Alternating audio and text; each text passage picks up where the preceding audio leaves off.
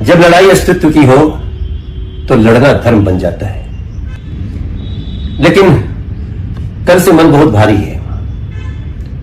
क्या रिलेशनशिप का emotional drama, जब आप किसी को चाहो और उधर से। तो जैसा कि आप लोग देख रहे हैं, मनोज तिवारी जो हैं ये खेसारी लाल और पवन सिंह के ही विशेष में बात कर रहे हैं। जैसे कि दोनों पक्षों के ही विशेष में बात हो रही है कि हमेशा इन दोनों में काफ़ी ज़्यादा लड़ाइयाँ होती रही हैं। कोई भी मूवी निकालता है या सॉन्ग या गाने भी निकाले जाते हैं तो एक दूसरे को कमेंट करते हैं, एक दूसरे को नीचा दिखाने की कोशिश करते हैं।